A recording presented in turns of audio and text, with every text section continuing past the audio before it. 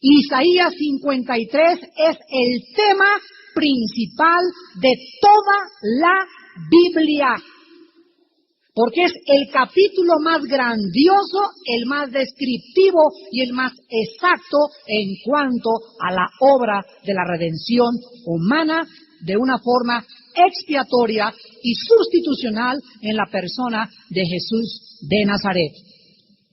Para completar este análisis breve, debemos agregar que los últimos 3 versículos del capítulo 52 están directamente relacionados con todo el capítulo 53 del libro de Isaías. Entonces, el mensaje total del programa de la redención abarca los últimos 3 versículos del capítulo 52 y los 12 versículos del capítulo 53. Tenemos, pues, en 15 versículos descrito el plan y la redención de la raza humana. El total de estos 15 versículos están centrados alrededor de un personaje histórico, de un hombre cuyos sufrimientos y triunfo final están descritos en sumo detalle. En el Nuevo Testamento se nos describe en el libro de los Hechos. Vayamos rápidamente al libro de los Hechos en el Nuevo Testamento, capítulo 8. Que un día el evangelista Felipe es guiado y llevado por el Espíritu Santo junto a la carroza de un siervo político de una reina de Etiopía. Y dice el capítulo 8 del versículo del 26 al 35, del 26 al 35, un ángel le habló del Señor, le habló a Felipe diciendo: levántate y ve hacia el sur, por el camino que desciende de Jerusalén a Gaza. Gaza es ahora el territorio ocupado, bueno, era el territorio ocupado y que ahora está ocupado por Yasser Arafat y por los palestinos. Entonces, en el camino de ahí a Jerusalén se encontraba Felipe y él se levantó y fue, y sucedió que un etíope, eunuco, funcionario de Cándace, reina de los etíopes, el cual estaba sobre todos sus tesoros y había venido a Jerusalén para adorar, volvía sentado en su carro y leyendo al profeta, ¿qué cosa? Leía al profeta Isaías. Y el Espíritu dijo a Felipe: acércate y júntate a ese carro. Acudiendo Felipe, le oyó que leía al profeta Isaías y dijo: pero, ¿entiendes lo que lees? Él dijo: ¿y cómo podré si alguno no me enseñare? Y rogó a Felipe que subiese y se sentara con él. El pasaje de la Escritura que leía era este: como oveja a la muerte fue llevado, y como cordero mudo delante del que lo trasquila, así no abrió su boca. En su humillación no se le hizo justicia, mas su generación, ¿quién la contará? Porque fue quitada de la tierra su vida. Respondiendo el eunuco, dijo a Felipe: te ruego que me digas, ¿de quién dice el profeta esto? ¿De sí mismo o de algún otro? Entonces Felipe, abriendo su boca y comenzando desde esta escritura, le anunció el evangelio. ¿De quién? Amigos judíos, el Nuevo Testamento nos revela de forma inequívoca que el personaje descrito en Isaías 53 es Jesús. La Biblia, pues, nos revela, la Biblia es la que nos interpreta y nos dice que este hombre descrito en el capítulo 53 de Isaías es Jesús de Nazaret. Felipe, amigos judíos que nos escuchan, y todos los líderes de la iglesia primitivos eran judíos, religiosos, ortodoxos y familiarizados con la profecía de Isaías 53. Y todos los judíos del Nuevo Testamento coincidieron que el personaje descrito en Isaías era Yoshua el Mashiach. Vamos pues en esta mañana a Isaías 53 y con la ayuda del Espíritu de Dios tratemos de penetrar en este mensaje glorioso para los judíos, para la iglesia y para las naciones gentiles en todo nuestro planeta. Iniciemos en el capítulo 52, versículos del 13 al 15. En esta mañana, como le doy gracias a Dios de que haya entre nosotros historiadores, maestros de historia, arqueólogos, agnósticos, ateos entre el público que nos visita. Le doy gracias a Dios porque cada vez que un cristiano ocupa un micrófono o un púlpito con la Biblia en la mano, podemos de una forma directa, concisa, precisa, mostrarle y con autoridad al mundo de que la Biblia es inspirada por Dios. No hay ningún otro conferencista en el mundo entero. Te pueden hablar de Demóstenes, de Nostradamus, del que tú quieras, que te pueda dar las evidencias históricas y proféticas demostrando que Jesús era el Hijo amado de Dios. Que Jesús es el Mesías y el Salvador y que sin Él tu vida carece de propósito y de sentido. Y en esta mañana, de una forma maravillosa, con la ayuda, repito, del Espíritu Santo, vamos a demostrarles a todos ustedes y a nuestros amigos judíos que escucharán esta conferencia, que esta profecía se cumplió 750 años después en el nacimiento, muerte, sepultura y resurrección de Jesús de Nazaret. Todo lo que está escrito en esta mañana y lo que vamos a estudiar fue escrito 750 años antes de que Jesucristo naciera y viniera a este mundo. Veamos pues en el capítulo 52, del 13 al 15, la introducción. He aquí que mi siervo será prosperado y será engrandecido y exaltado, y será puesto muy en alto. ¿Cómo se asombraron de ti muchos? De tal manera fue desfigurado de los hombres su parecer, y su hermosura más que la de los hijos de los hombres. Así asombrará él a muchas naciones. Los reyes cerrarán ante él la boca, porque verán lo que nunca les fue contado, y entenderán lo que jamás habían oído. Veamos en primer lugar en el versículo 13, que el Espíritu Santo introduce a este personaje, a este hombre, a este varón de dolores, como mi siervo. He aquí, mi siervo será prosperado.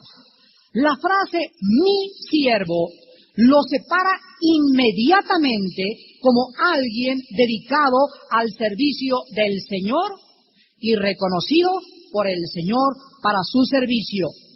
La palabra mi siervo será prosperado nos indica que este hombre, este personaje, realizaría totalmente y completaría con éxito el propósito por lo cual fue enviado al mundo. Dice, por ejemplo, en Isaías capítulo 42, versículo 1, he aquí mi siervo, otra vez, yo le sostendré, mi escogido, en quien mi alma tiene contentamiento. He puesto sobre él mi espíritu, él traerá justicia a las naciones. En Mateo 12:18 dice la Biblia lo mismo y exactamente se le identifica como el siervo de Dios. Dice Mateo 12:18, he aquí mi siervo, a quien he escogido, mi amado, en quien se agrada mi alma. Pondré mi espíritu sobre él y a los gentiles anunciará juicio. Observen, pues, que las profecías del Antiguo Testamento se cumplen exactamente y los escritores del Nuevo Testamento que nunca conocieron a Isaías ni a los profetas, por el Espíritu Santo que tenían Isaías y los demás del Antiguo, el mismo Espíritu los dio a escribir que este personaje era el siervo de Dios. En relación a su ministerio sobre la tierra, Jesús dijo en Juan 6:38, he descendido del cielo no para hacer mi voluntad, sino la voluntad del que me envió. En Juan 17:4, Jesús dice, he acabado la obra que me diste que hiciese. Y en dos ocasiones en el Nuevo Testamento, desde el cielo, el Padre da testimonio del servicio de su siervo Jesús. Mateo 3:17. Y hubo una voz de los cielos que decía, cuando era bautizado Cristo, este es mi Hijo amado, en quien tengo complacencia. Y en Mateo 17:5, en el monte de la transfiguración, mientras él aún hablaba, una nube de luz los cubrió. He aquí una voz desde la nube que decía, este es mi Hijo amado, en quien tengo complacencia, a él oíd. Nunca jamás, cuando Buda vino al mundo, no hay ni un testimonio, ni una persona, ni un libro, ningún registro de que alguien sobrenatural en el cielo dijera, este gordito es el Mesías. Nunca se abrió sobre Mahatma Gandhi, nunca sobre Zoroastro, ni sobre Krishna, ni sobre el Maharaji Hashi, ni tampoco sobre el gran Ferrier de la Confraternidad Universal, ni tampoco sobre ningún papa, ni sobre ninguna virgen, ni sobre San Crisóstomo, ni sobre Sor Juana Inés de la Cruz. El testimonio del cielo fue que Jesús es el enviado por Dios. Jesús es el Hijo en quien el Padre, el Creador omnipotente del universo, volcó su deidad, en quien se vació a sí mismo y quien, siendo la misma imagen de su gloria y el reflejo de su sustancia, habiendo hecho la purificación de nuestros pecados por medio de su sangre en la cruz, se sentó a la diestra del Padre en las alturas, sobre todo principado y potestad y autoridad y sobre todo nombre que se nombra en este siglo y en los venideros. Si alguien en la historia se atreviera siquiera a comparar cualquier otro personaje con Jesús, serían caricaturas, sería Pinocho peleando contra Rambo. No habría ni siquiera comparación, ni histórica, ni geográfica, ni de evidencia profética, ni científica, lo mismo con cualquier otro libro que cualquier persona te pueda traer. No existe un libro que pueda contener las maravillas contenidas en las Sagradas Escrituras.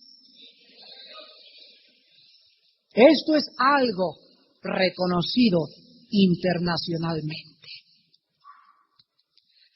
En el versículo 13b, regresamos a Isaías 52, la Biblia continúa diciendo que este siervo no solo cumpliría y haría la obra con éxito, lo cual se encierra en la palabra prosperar, sino que también sería engrandecido y exaltado y puesto muy en alto. La palabra será engrandecido. Los rabíes implican que es más grande que Abraham. Será exaltado más que Moisés y será puesto muy alto más que los mismos ángeles. En otras palabras, el personaje de Isaías o este siervo sería exaltado más que todos los grandes patriarcas de Israel, más que todos los profetas, más que Moisés y más que Elías, más que Miguel el arcángel y más que todos los ángeles que existen en el mundo invisible y en el mundo visible.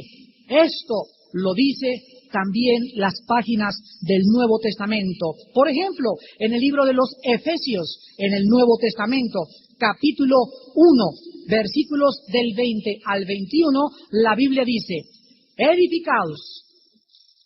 Efesios 1, 20 a 21, la cual operó en Cristo, resucitándolo de los muertos y sentándole a su diestra en los lugares celestiales, sobre todo principado y autoridad y poder y señorío y sobre todo nombre que se nombra, no solo en este siglo, sino también en el venidero, y sometió todas las cosas bajo sus pies y lo dio por cabeza sobre todas las cosas a la iglesia, la cual es su cuerpo, la plenitud de aquel que todo lo llena en todo. Dice Filipenses 2, versículo 9, la misma exaltación, por lo cual también Dios le exaltó hasta lo sumo y le dio un nombre que es sobre todo nombre.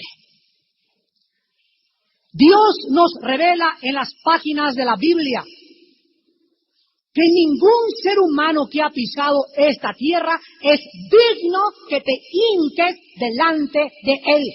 Nadie. La Biblia nos revela que no existe ningún santo, no importa quién sea, ni ninguna mujer que pueda y sea digno ¿de qué?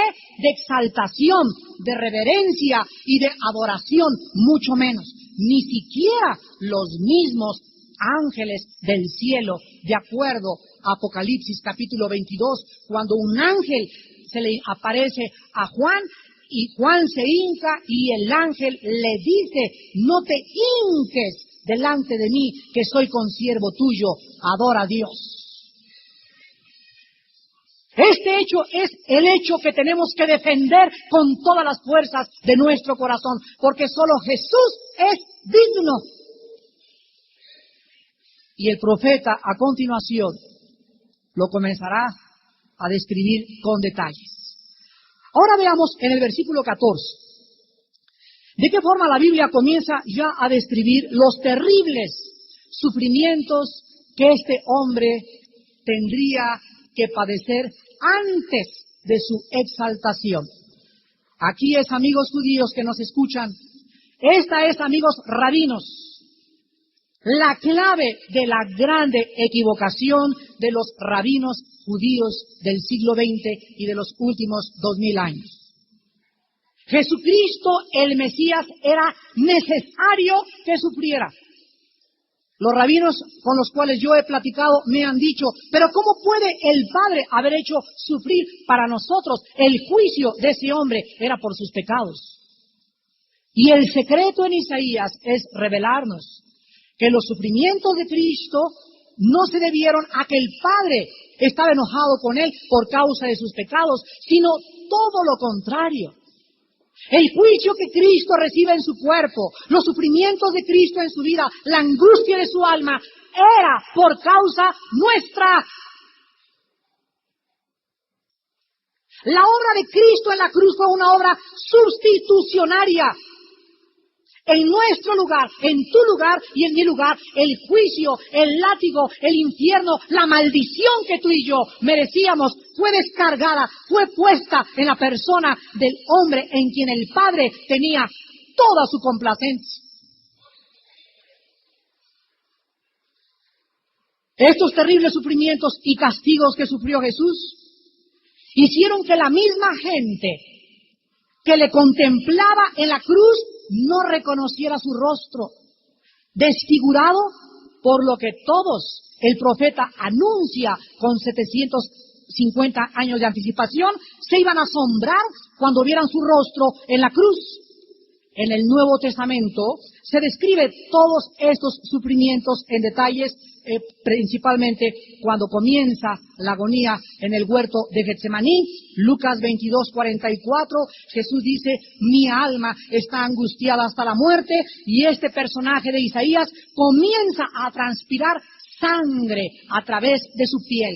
Fue tan intensa la agonía, el preámbulo al monte Calvario, la antesala de la muerte, que Jesús no comenzó a sufrir por los clavos, por la perforación de su cabeza, con las espinas, por la perforación de sus pies, no comenzó a sufrir por el látigo romano, comenzó a sufrir en agonía el Mesías, Jesús Nazareno, porque en las próximas horas el Padre se separaría de él. Moriría abandonado en la cruz. La Biblia dice que después del huerto de Getsemaní continuaron los sufrimientos en la casa del sumo sacerdote. Mateo 26:67, que coincide con Miqueas 4:14, cuando le comienzan a bofetear en la cara, a romperle la nariz, la boca y los dientes a puñetazos. Después de todo esto, dice Mateo, el evangelista, en el capítulo 27, versículos del 27 al 31, de qué forma continuaron los sufrimientos de Cristo. Mateo 27 al 31, y dice, entonces los soldados del gobernador llevaron a Jesús al pretorio y reunieron alrededor de él a toda la compañía, y desnudándole, le echaron encima un manto de escarlata y pusieron sobre su cabeza una corona tejida de espinas y una caña en su mano derecha, e hincando la rodilla delante de él, le escarnecían diciendo: «Salve, Rey de los judíos». Y escupiéndole, tomaban la caña y le golpeaban en la cabeza. Después de haberle escarnecido, le quitaron el manto, le pusieron sus vestidos y le llevaron para crucificarle. Esto coincide exactamente con Isaías 56. El profeta dice en Isaías 56: «Di mi cuerpo a los heridores y mis mejillas a los que me mesaban la barba. No escondí mi rostro de injurias y disputos». Profetizado con cientos de años de anticipación, que le arrancarían las barbas, que le escupirían, que se burlarían. Todos los detalles del Calvario de Cristo fueron anunciados de antemano por el Espíritu Santo. Es lógico que después de todas estas cosas, Jesús fue llevado al monte Gólgota para ser puesto y colgado en una cruz, en medio de dos ladrones, como un vulgar criminal, cumpliendo la profecía también de Zacarías 12, versículo 10. Y después de esto, es lógico lo que acabamos de leer en Isaías 52, 13 y 14. Fue desfigurado de los hombres su parecer. Isaías profetizó que los golpes, los escupitajos, las espinas, la sangre que corría sobre los párpados de Cristo y el acontecimiento de la cruz del Calvario desfiguraría totalmente el rostro del Hijo de Dios. Ahora veamos en el versículo 15 de Isaías 52 los resultados de los sufrimientos de Jesús. Así asombrará él a muchas naciones, los reyes cerrarán ante él la boca, porque verán lo que nunca les fue contado y entenderán lo que jamás habían oído. La palabra asombrar es muy curioso que en el original hebreo sea la palabra que se usa en Levítico y en Números como rociar. En otras palabras, si tú lees la Biblia en hebreo, dice: así rociará él a muchas naciones. Es la palabra hebrea nasá, con Z y H al último, que se tradujo salpicar o rociar más de 20 veces en Éxodo, Levítico y Números, denotando siempre la purificación resultante de un sacrificio. ¿Qué es lo que dice Isaías? Que la muerte del Mesías salpicaría. ¿Qué fue lo que salpicó Cristo? La sangre. En otras palabras, esa muerte del Mesías, esa sangre que salió de él, podría purificar a las naciones gentiles del mundo entero. La palabra naciones se refiere a las naciones gentiles, y aquí se profetiza que la mayoría de las naciones del mundo conocerían acerca de la muerte y sufrimientos de Jesús. Dice el versículo: asombrará a muchas naciones, reyes cerrarán ante la boca, porque verán lo que nunca les fue contado y entenderán lo que jamás habían oído. Díganme ustedes, ¿qué nación en el mundo no conoce la historia de Jesús Nazareno? La historia de Jesucristo y el Monte Calvario es la historia más grande jamás contada a toda la humanidad. Los chinos, los rusos, italianos, japoneses, tailandeses, asiáticos, caucásicos y negros, todos han oído y conocido de Jesús de Nazaret. Y todos los reyes, los príncipes, como Napoleón Bonaparte, estando en la isla desterrado por el gobierno francés, dijo: si Jesucristo no era Dios, Él no pudo haber hecho lo que Dios hizo en la persona de Jesús de Nazaret.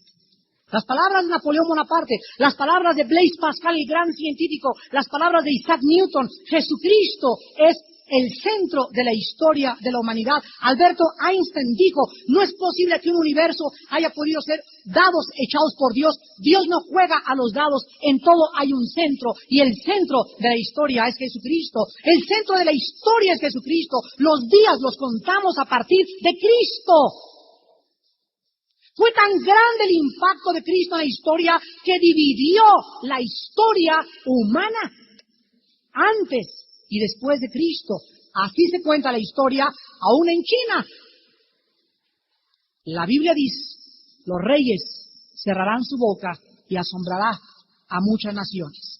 Ahora vayamos al capítulo 53 y veamos en los primeros 3 versículos la descripción detallada de los sufrimientos y la obra de Cristo en la cruz del Calvario. El capítulo 53, en el versículo 1, se inicia con una advertencia. Y dice la Biblia, ¿quién ha creído a nuestro anuncio y sobre quién se ha manifestado el brazo de Jehová? Esta profecía mesiánica se inicia advirtiendo contra el peligro de que este mensaje dado por Dios en esta mañana te advierte que este mensaje que proviene de su Espíritu sea recibido por muchos con incredulidad. ¿Quién ha creído este anuncio? ¿Quién ha creído la historia de Jesús de Nazaret? Los que se salvan es poder de Dios, pero para los que se pierden les es locura, dice 1 Corintios 1:18. Para nosotros que hemos creído en el mensaje de que alguien hace 2000 años pagó por nosotros en una cruz, ha representado y significa el poder de Dios, porque nos ha transformado. No nos ha hecho perfectos, no lo hemos alcanzado, estamos todavía llenos todos los cristianos. Es un hospital la vida cristiana de debilidades y de personas que están siendo restauradas y rehabilitadas. Pero dentro de nosotros traemos la esperma, traemos la simiente divina implantada por Dios, que cuando caemos nos levanta y te empuja y no te deja tirado, por cuanto en Él pusiste tu confianza y creíste en Jesús de Nazaret como tu Señor y Salvador. Pero para los que no han creído, para los que han dicho, Jesús es igual que Hare Krishna y que los grandes iluminados de la historia, para ellos nunca pasará de ser un simple gurú, un simple profeta, un simple buen hombre, como Confucio o Buda o Mahatma Gandhi, buenos hombres, pero estás perdiendo el centro. Jesús fue el que pagó por tus pecados y por mis pecados en una cruz. Ahora dice que este siervo de Dios, en el versículo 1 de Isaías 53, sobre quién se ha manifestado el brazo de Jehová. Este siervo es descrito aquí como el brazo del Señor. Esta frase denota el poder de Dios interviniendo a favor de su pueblo. Cuando la Biblia dice el brazo de Jehová está dispuesto para esto, significa que el poder de Dios está a tu favor. Todo esto fue cumplido en la persona de Jesús, quien vino a revelar a Dios, a traer salvación, sanidad y liberación. Dios quiso, con su brazo así, salvar el mundo. Y ese brazo que Dios usó para rescatarnos, protegernos, liberarnos y sanarnos, era el brazo de Jehová, era Jesús de Nazaret. Y esto se demuestra en Hechos 10:38. Donde dice que Jesús de Nazaret anduvo sanando y liberando a todos los oprimidos por el diablo, porque Dios estaba con él. ¿Cómo ungió Dios a Jesús Nazareno? Pero la Biblia dice en Juan 2 que se cumple la advertencia del versículo 1, porque en Juan 12 la Biblia nos muestra que no todos creyeron en él. Dice Juan 12:37 al 38. Pero a pesar de que había hecho tantas señales delante de ellos, no creían en él, para que se cumpliese la palabra del profeta Isaías que dijo, ¿quién ha creído a nuestro anuncio y a quién se ha revelado el brazo del Señor? La incredulidad de la mayor parte de las gentes que rechazaron a Jesucristo cumplía el versículo 1 del profeta Isaías en la persona y rechazo de Jesucristo el Nazareno. Ahora también dice la Biblia en el versículo 2 de qué forma serían los primeros años y el crecimiento de la vida de este Mesías. Subirá cual renuevo delante de él y como raíz de tierra seca. No hay parecer en él ni hermosura, le veremos, mas sin atractivo para que le deseemos. Esto se describe también en Lucas 2:40. Cristo crecía en sabiduría y en gracia para con Dios y para con los hombres. Pero observen ustedes la fraseología del profeta. Dice, subirá cual renuevo delante de él. En otras palabras, ¿qué es un renuevo? Bueno, podemos en esta mañana utilizar el ejemplo de una plantita. Este hombre que vendría a salvar a la raza humana iba desde su infancia hasta su juventud a crecer como un renuevo, como una planta firme, derecho, siempre temiendo a su Padre en todos sus caminos. Pero al mismo tiempo, el profeta dice que el Mesías también crecería como raíz de tierra seca. O sea, el Mesías surgiría como una raíz, como algo que alguien plantó en medio de un mundo seco, estéril, hueco, falso y engañoso. Así el Mesías hizo su aparición en el mundo como una raíz en medio de tanta sequía alrededor. Surgió y vino como un mensajero de Dios en la época más grande de sequía espiritual. 400 años habían pasado desde el último profeta Malaquías hasta el surgimiento de Cristo en terreno seco. Ahora dice el versículo 2 que en el Mesías no se iba a parecer a un artista de cine. El Mesías no iba a ser guapísimo. El Mesías no iba a tener así un halo alrededor de santidad y con... La Biblia anuncia que la personalidad externa de Cristo no había en él una apariencia externa de esplendor que pudiera revelar su identidad a las personas alrededor de él.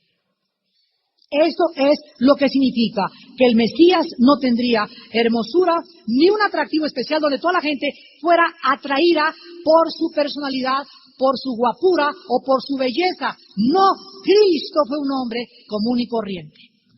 Si tú lo hubieras visto en cualquier parte, no hubieras dicho, este es el Mesías de Dios. Nadie lo pudo reconocer. La gente, al contrario, decía, ¿quién es este? Este es el hijo del carpintero.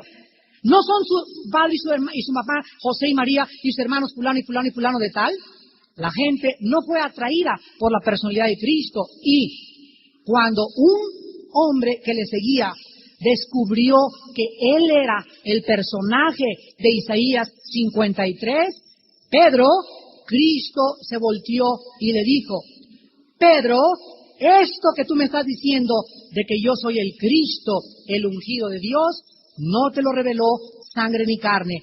No fue percibido por tus sentidos naturales, te lo ha revelado mi Padre que está en los cielos. Así pues, nadie mientras Cristo caminó en la tierra le identificó como el Mesías más que a través de la revelación sobrenatural del Espíritu Santo. No había en él parecer ni hermosura, ni tenía la facha de un conquistador, ni de un santo, ni se vestía así para que todo el mundo dijera, mira nomás el hálito de gloria que tiene, ninguna de estas cosas, para que alguien pudiera reconocer en Cristo, el Hijo de Dios, del profeta Isaías y el personaje descrito en nuestro estudio, tendría que ser por la fe en su obra en la cruz del Calvario. Ahora, dice el versículo 3, despreciado y desechado entre los hombres, varón de dolores, experimentado en quebrantos, y como que escondimos de él el rostro, fue menospreciado y no lo estimamos. Aquí el profeta comienza a describir la humildad, el rechazo y el desamparo del Hijo de Dios. El Hijo de Dios nace en un mundo seco, un mundo lleno de envidias, de política, de traiciones, de hipocresía, de falsedad, de disfraz, de vanagloria, de pompa, de cine, de fama, de poder, de popularidad, todos engañados por el príncipe de las tinieblas. Y este hombre desde que nace al mundo se caracteriza en que desde que nace es rechazado y despreciado y comienza su alma a experimentar el pecado y la traición del mundo en que tú y yo vivimos. Desde que estaba en el vientre de su madre, María cargando a ese santo ser en su vientre y en su matriz, comienza a buscar quién en esa época pudiera tener compasión, misericordia, para abrirle la puerta, para por lo menos en la Cruz Roja y dejar que se acostara y que naciera ese ser. Pero cuando ella y José tocaron en las casas y en las puertas y en las hosterías y en los hoteles de esa época, igual que en la nuestra, el mundo estaba demasiado ocupado, pensando en sí mismos, en sus propios deseos, en su propio egoísmo, y todos le cerraron la puerta y se quedó en la calle María y José, y el único lugar que encontraron para que ese santo ser, el Mesías, el Redentor, tu Salvador y mi Salvador, naciera en el lugar más pobre que jamás un ser humano ha nacido, en un pobre, humilde, sucio y maloliente pesebre en medio de las vacas y de los toros y los becerros. Su enfermera fue una vaca. El doctor ginecólogo fue un toro. Los que le trajeron flores al hospital Mosel o al hospital de México fueron simples pastores, hombres marginados que vivían del ganado y que vivían en una forma sencilla de corazón, teniendo paz en sus hogares. Ahí nació y ahí se manifestó el Mesías para que se cumpliera la profecía, despreciado y desechado entre los hombres. Y así Jesús creció hasta los 30 años que inicia su ministerio, y en los 30 años se agrava el desprecio, el desecho, la persecución, el quebranto y el dolor sobre su vida. Y todo lo hizo porque Dios te ama.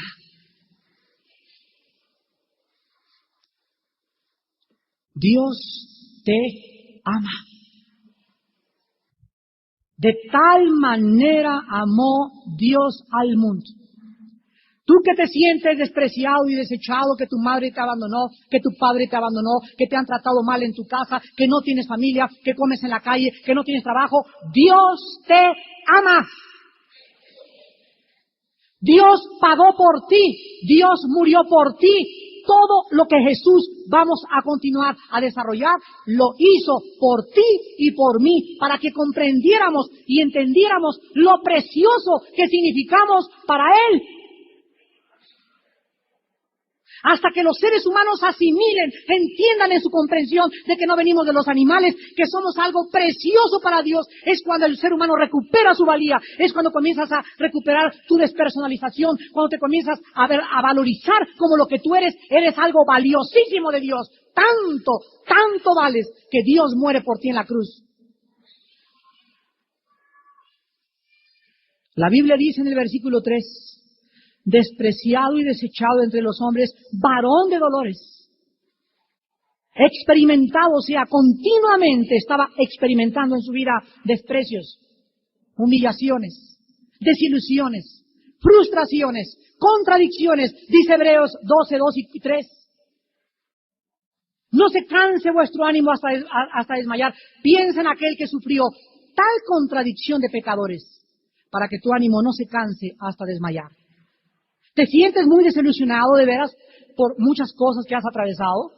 ¿Hay alguien que se sienta ya amargado por tantas persecuciones que has tenido o por las cosas que ha pasado en tu familia o tu iglesia o el país o lo que sea? ¿De veras hay alguien en esta mañana que pueda decir, ya estoy desilusionado con todo, ya no quiero hacer nada? Piensa en Cristo, experimentado en quebranto. Él fue desilusionado más que tú y más que yo.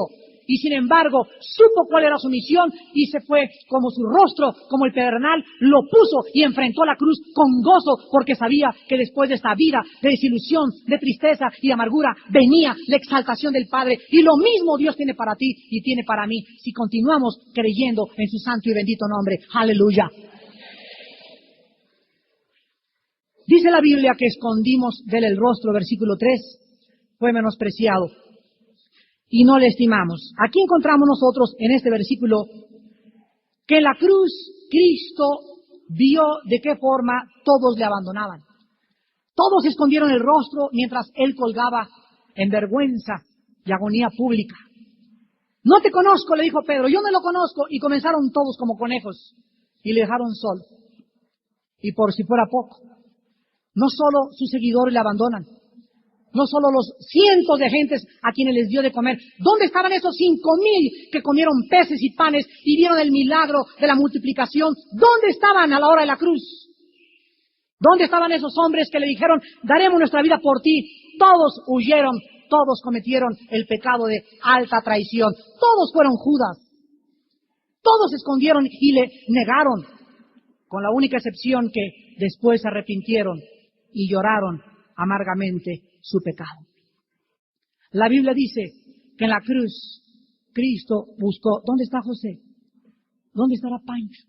¿Dónde estará Juan? ¿Dónde está Carmelita, que era mi amiga? ¿Dónde está que en el momento en el que tú más lo necesitas, vas a descubrir que son pocos los amigos?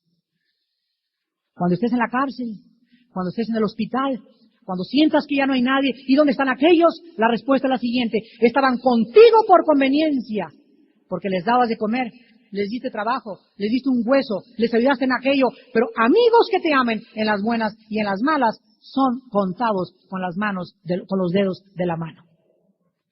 Dice la Biblia en el versículo 4, ciertamente llevó Él nuestras enfermedades y sufrió nuestros dolores, y nosotros le tuvimos por azotado, por herido de Dios y abatido. Quiero que vean las palabras que describen el sufrimiento de Cristo, comenzando desde el versículo 3. Despreciado, desechado, quebrantado, menospreciado, dolores, enfermedades, azotado, herido, abatido, molido, castigado, angustiado, afligido, herido, enmudecido.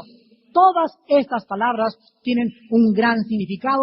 El tiempo es muy corto para estudiar cada una de ellas, pero todas describen de qué forma Dios estaba quebrantando y haciendo sufrir a su Hijo en nuestro lugar. Dice el versículo 6 que Dios cargó en Él el pecado de todos nosotros. Dios cargó el pecado de todos nosotros. En otras palabras, la palabra cargar significa poner sobre algo, sobre alguien algo.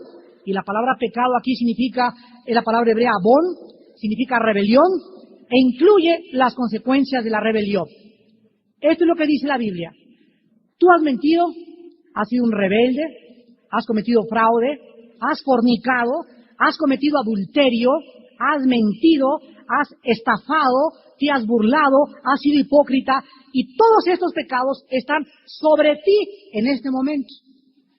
Ahí los tienes. Y si tú mueres en esta tarde o saliendo de aquí, este lugar, con todos esos pecados sobre ti, esos pecados que están sobre ti te van a llevar a la condenación eterna.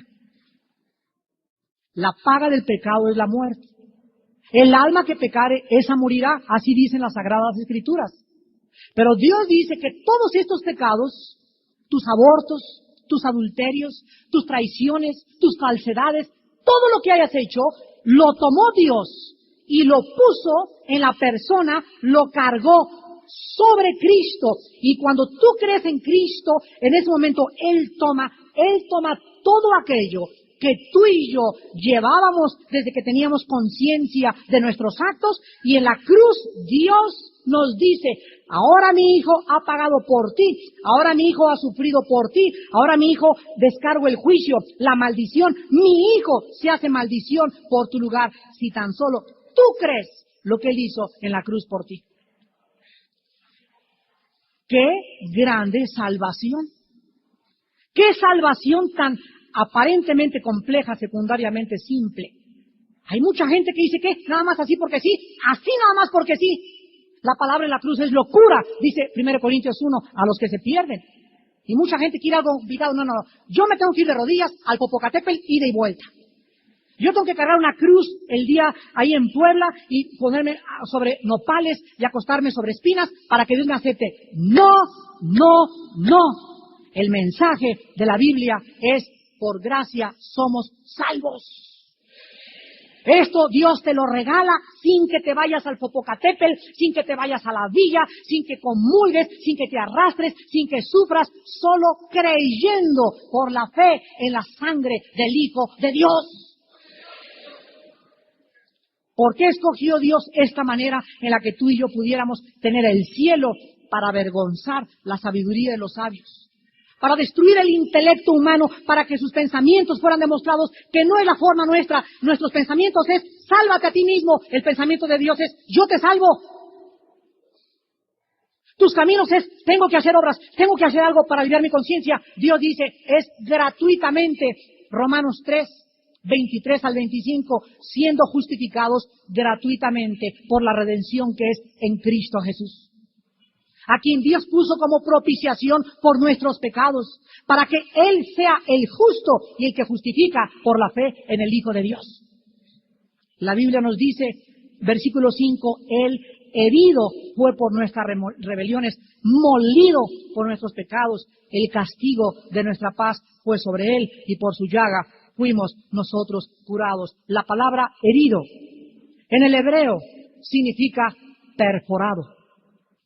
Cristo sufrió diferentes perforaciones, laceraciones, heridas en su cuerpo físico, pero hay tres cosas principales que fueron perforadas. Fue perforada su cabeza con espinas. Y cuando dice aquí el profeta que iba a ser herido, significa perforación, es la palabra hebrea chalai, perforar, atravesar con algo. La cabeza le fue perforada por espinas de 3,5 pulgadas que existían en la Palestina. ¿Se imaginan ustedes toda la cabeza perforada hasta el cráneo con espinas durante más de 6 horas?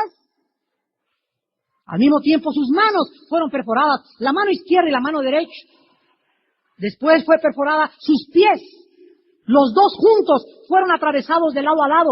Y finalmente fue perforado en su costado por una lanza del centurión romano. Herido fue por nuestras rebeliones. Perforado fue Jesucristo por ti y por mí. Y finalmente, la Biblia nos muestra que la muerte de Cristo cubrió dos aspectos diferentes.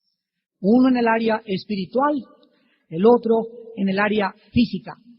La Biblia dice en el versículo 5, Él herido fue por nuestras rebeliones, molido por nuestros pecados, el castigo de nuestra paz fue sobre Él, y por su llaga fuimos nosotros curados.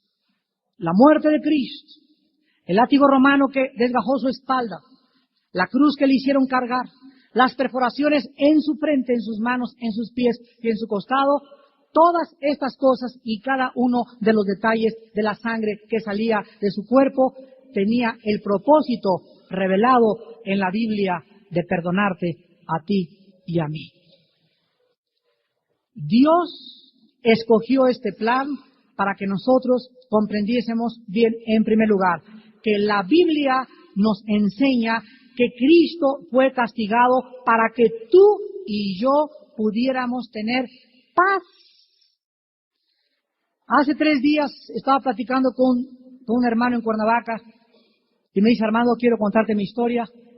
Hace 5 o 6 años he sido diagnosticado como maníaco depresivo esquizofrénico. Fui a ver a un psicólogo y el psicólogo me comenzó a dar Dexotan, pastillas tranquilizantes. Me dijo, si te sientes mal, tómate esta pastilla, si te sientes mal, tómate esta pastilla, etcétera, etcétera. A los 3 años de tomar pastillas tranquilizantes, me di cuenta que mi estado se agravó. Esa paz que buscaba, esa tranquilidad, se convirtió en angustia con intentos de suicidio. Dejé de ver a ese psicólogo y fui con un psiquiatra. Y el psiquiatra me dice, pero qué bárbaro, ¿cómo ese psicólogo te recetó pastillas tranquilizantes? ¿Cuál es la solución? Mira, te tenemos que internar durante aproximadamente 2 años en el manicomio.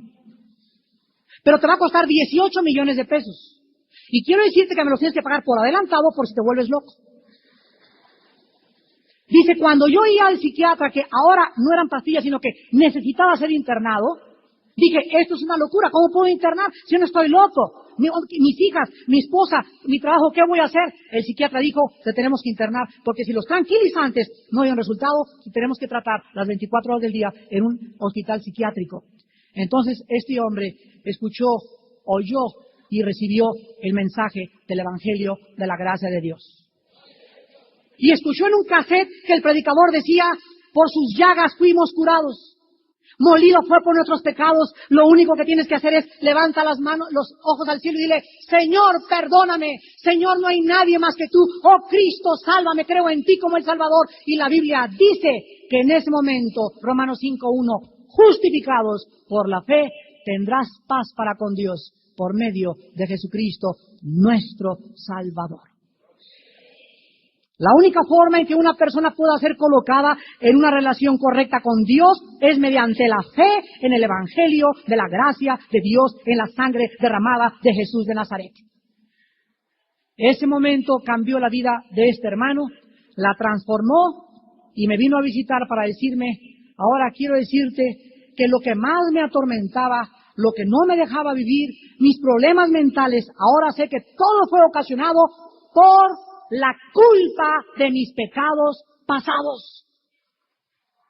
Lo que le hice a mi exesposa, me dice, yo era un alcohólico, la maltraté, abandoné a mis hijos, toda esa culpa, todo lo que le hice a mi padre, a mis hijos, a mi esposa, me atormentaba día y noche, y el diablo, aprovechándose de eso, me estaba llevando a la destrucción, al cigarro, al alcohol, a los tranquilizantes, acabando con mi vida, con taquicardias, todo. ¿Por qué? Porque el diablo vino a matar, robar y destruir. Y ahora dice, tengo paz. Ahora mis culpas han sido perdonadas. Ahora sé que Cristo llevó todo eso en la cruz por mí. Y ahora yo quiero, después de todo lo que Él hizo por mí en esa cruz, quiero vivir para adorarle, para servirle y para consagrarme los restos de mis días en su ministerio. Cristianos en esta mañana que me están escuchando, tenemos una vida para Cristo. ¿Tú crees en esta salvación? ¿La has experimentado? ¿La has recibido? ¿Por qué no respondes a lo que Él ha hecho por ti? ¿Tú has conocido los sufrimientos de este hombre? ¿Tú crees que Dios te va a perdonar por tu chula cara? Si no perdonó a su hijo, ¿tú crees que te va a perdonar a ti? Si quieres continuar viviendo como vivías antes, estás muy equivocado. La Biblia dice, fuimos salvados, redimidos, bautizados con el Espíritu Santo y liberados de Satanás para servir al Dios vivo, para consagrarnos, para ser santos en toda nuestra manera de vivir, porque nos queda una sola vida. ¿Qué estás haciendo, hermano y hermana en Cristo, con la vida que Dios te ha dado por la gracia, la muerte y los sufrimientos de su Hijo Jesucristo? Es hora que cada día meditemos y volvamos a desenterrar las verdades elementales y básicas del Evangelio de la gracia de Dios. Dios nos ama. Perdónense unos a otros como Cristo nos perdonó. ¿Cuánto te perdonó Dios a ti en la cruz? Cuando tengas algo contra otro, cuando quieras hablar o criticar a otro hermano, acuérdate que Cristo sería el primero en criticarte a ti. Cristo sería el primero en condenarte, pero ni te critica, ni te condena, te perdona y te recibe. Para que tú y yo hagamos lo mismo con los demás. Para que nos vistamos como hijos de Dios, de misericordia, de compasión, de entrañable amor unos para con otros, acordándonos que Él nos perdonó y nos soportó en la cruz del Calvario. Una persona que no perdona a su prójimo es una persona que no ha recibido el perdón de Cristo, porque cuando el cristiano recibe el perdón y experimenta lo que es saberse perdonado, que el que está en Cristo, nueva criatura es, las cosas viejas pasadas, que ningún pecado de mi pasado va a volver a ser traído por Dios para condenarme, en ese momento Dios nos dice en 2 Corintios 5, ahora los envío como embajadores con el ministerio de la reconciliación. Somos enviados como pacificadores a un mundo egoísta, un mundo pagano, un mundo idólatra, un mundo centrado en sus propios intereses. Nosotros continuamos llevando este mensaje hasta el fin del mundo. Estará ahí con nosotros para cumplir nuestro testimonio. Hermanos, el mensaje de Cristo, la Biblia lo muestra de una forma clara y directa, es el justo muere por los pecadores. El que no conoció pecado, 2 Corintios 5:21, por nosotros se hizo pecado, para que nosotros fuésemos hechos la justicia de Dios en Él. El mensaje de la cruz es el mensaje más peculiar, es el mensaje más singular, es el mensaje más precioso, la historia de amor más grande jamás contada. Que Dios estaba en Cristo, no tomándonos en cuenta nuestros pecados, sino mostrándonos su amor y su misericordia.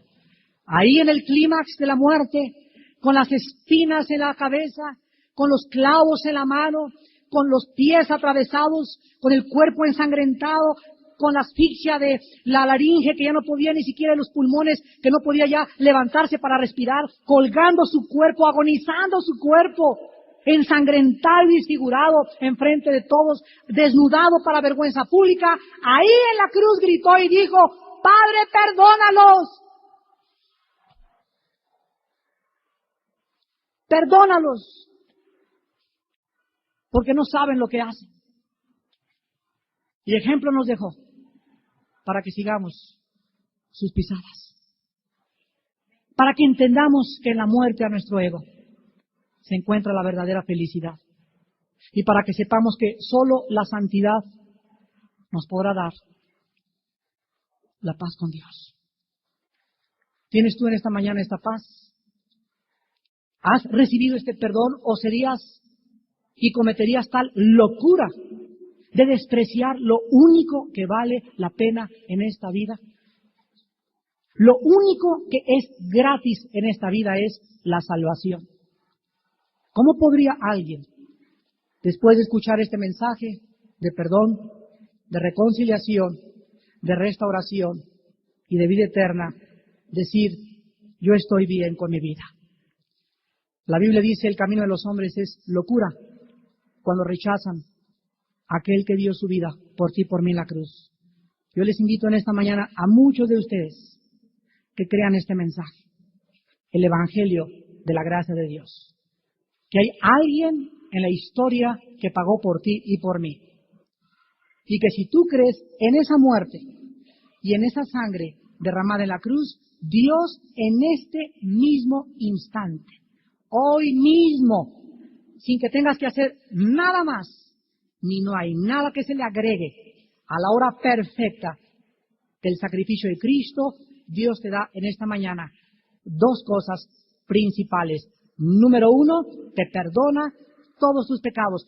Oiga, Señor, es que yo he matado a 150 personas. Dios dice, la sangre de Cristo perdona el asesinato de 100 millones de personas. Que yo arrastré a mi abuelita por toda la vecindad, la sangre de Cristo te perdona. Señor, pero yo abandoné a mis últimas 3 mujeres, casi mato a la última, casi mato a mis hijos. La sangre de Cristo perdona todo pecado. Yo soy lesbiana, he hecho lo peor, me he drogado, he tomado cocaína, me he ido con tantas mujeres, soy homosexual. La sangre derramada en la cruz del Calvario tiene poder. No hay un pecado que alguien pueda decir no tiene perdón. La Biblia dice, hay perdón en la sangre de Cristo. Este es el poderoso mensaje de la salvación que Dios nos ha entregado. Arrepiéntanse pues. Esa es la única condición. Arrepiéntanse. Crean en Jesucristo. Vengan a la cruz del Calvario. Acepten esa sangre. Gratis, sin hacer nada. Y reciban en esta mañana la herencia con los santificados, salpicados con la sangre de Cristo, para que tu alma pueda desde este momento tener la paz con Dios. Inclinemos nuestra cabeza. Desde el cielo, el Padre da testimonio del servicio de su siervo Jesús. Mateo 3:17. Y hubo una voz de los cielos que decía, cuando era bautizado Cristo, este es mi Hijo amado, en quien tengo complacencia. Y en Mateo 17:5, en el monte de la transfiguración, mientras él aún hablaba, una nube de luz los cubrió. He aquí una voz desde la nube que decía, este es mi Hijo amado, en quien tengo complacencia, a él oíd. Nunca jamás, cuando Buda vino al mundo, no hay ni un testimonio, ni una persona, ni un libro, ningún registro de que alguien sobrenatural en el cielo dijera, este gordito es el Mesías. Nunca se abrió sobre Mahatma Gandhi, nunca sobre Zoroastro, ni sobre Krishna, ni sobre el Maharaji Hashi, ni tampoco sobre el gran Ferrier de la Confraternidad Universal, ni tampoco sobre ningún papa, ni sobre ninguna virgen, ni sobre San Crisóstomo, ni sobre Sor Juana Inés de la Cruz. El testimonio del cielo fue que Jesús es el enviado por Dios. Jesús es El Hijo en quien el Padre, el Creador omnipotente del universo, volcó su deidad, en quien se vació a sí mismo y quien, siendo la misma imagen de su gloria y el reflejo de su sustancia, habiendo hecho la purificación de nuestros pecados por medio de su sangre en la cruz, se sentó a la diestra del Padre en las alturas, sobre todo principado y potestad y autoridad y sobre todo nombre que se nombra en este siglo y en los venideros. Si alguien en la historia se atreviera siquiera a comparar cualquier otro personaje con Jesús, serían caricaturas, sería Pinocho peleando contra Rambo. No habría ni siquiera comparación, ni histórica, ni geográfica, ni de evidencia profética, ni científica. Lo mismo con cualquier otro libro que cualquier persona te pueda traer. No existe un libro que pueda contener las maravillas contenidas en las Sagradas Escrituras. Esto es algo reconocido internacionalmente. En el versículo 13b, regresamos a Isaías 52, la Biblia continúa diciendo que este siervo no solo cumpliría y haría la obra con éxito, lo cual se encierra en la palabra prosperar, sino que también sería engrandecido y exaltado y puesto muy en alto. La palabra será engrandecido. Los rabíes implican que es más grande que Abraham. Será exaltado más que Moisés y será puesto muy alto más que los mismos ángeles.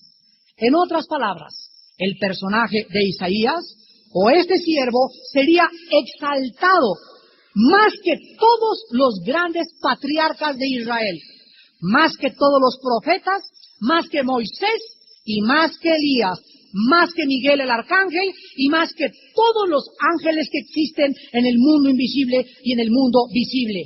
Esto lo dice también las páginas del Nuevo Testamento. Por ejemplo, en el libro de los Efesios, en el Nuevo Testamento, capítulo 1, versículos del 20 al 21, la Biblia dice, Efesios 1, 20 a 21, la cual operó en Cristo, resucitándolo de los muertos y sentándole a su diestra en los lugares celestiales, sobre todo principado y autoridad y poder y señorío y sobre todo nombre que se nombra, no solo en este siglo, sino también en el venidero, y sometió todas las cosas bajo sus pies y lo dio por cabeza sobre todas las cosas a la iglesia, la cual es su cuerpo, la plenitud de aquel que todo lo llena en todo.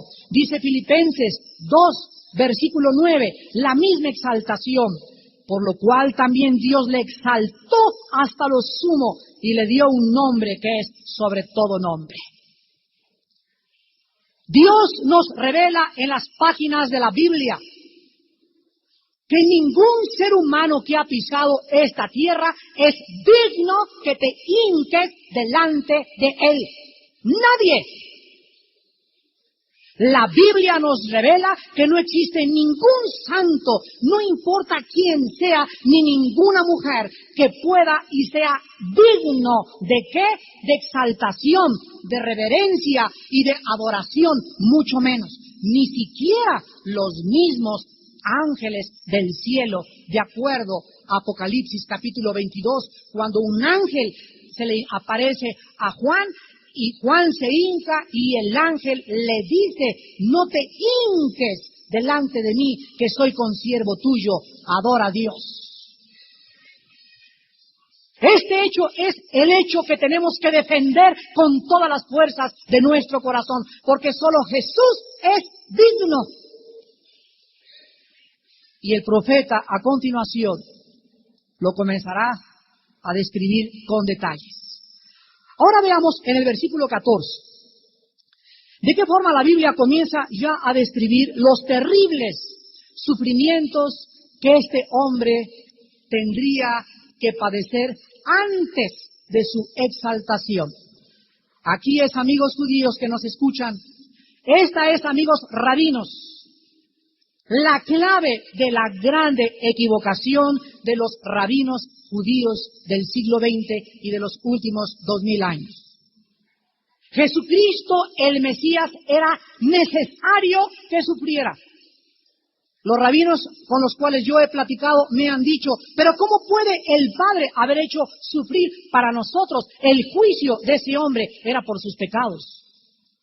Y el secreto en Isaías es revelarnos que los sufrimientos de Cristo no se debieron a que el Padre estaba enojado con él por causa de sus pecados, sino todo lo contrario.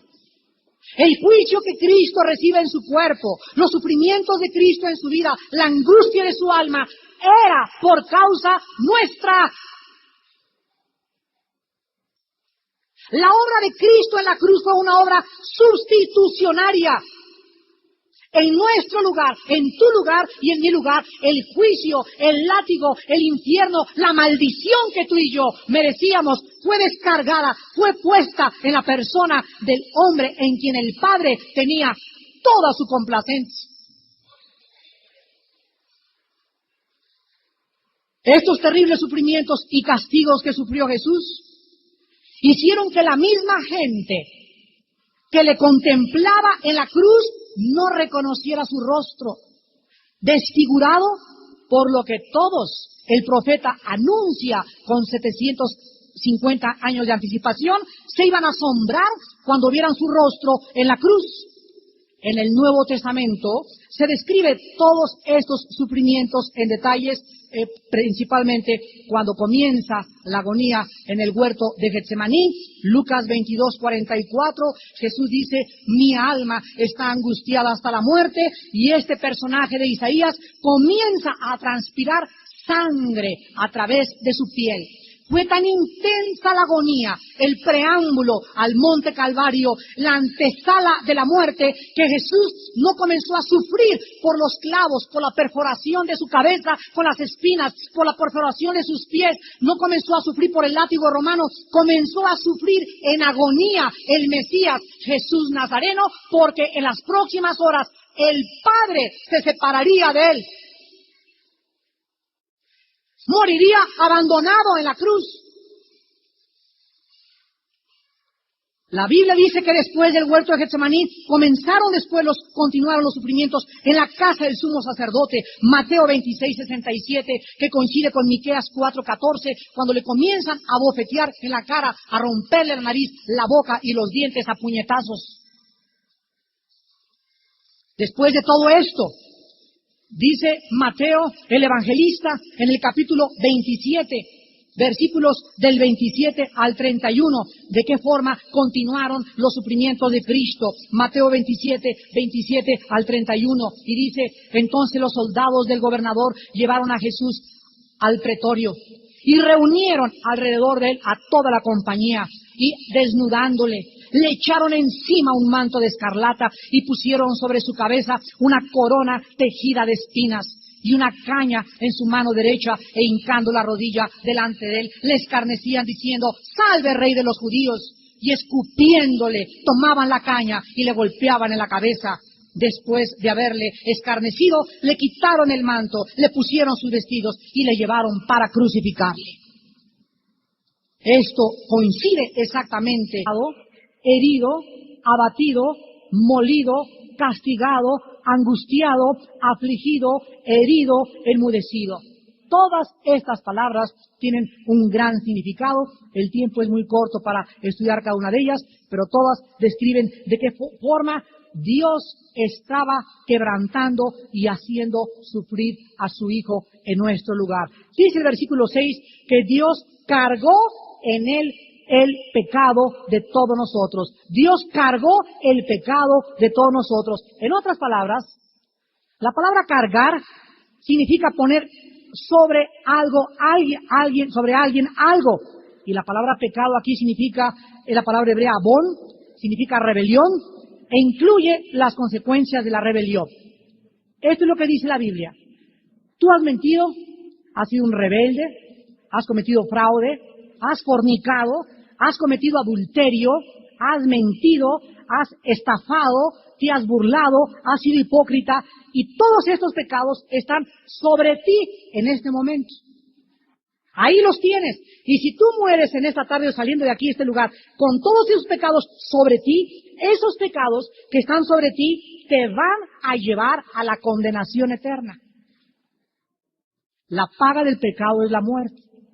El alma que pecare, esa morirá, así dicen las Sagradas Escrituras. Pero Dios dice que todos estos pecados, tus abortos, tus adulterios, tus traiciones, tus falsedades, todo lo que hayas hecho, lo tomó Dios y lo puso en la persona, lo cargó sobre Cristo.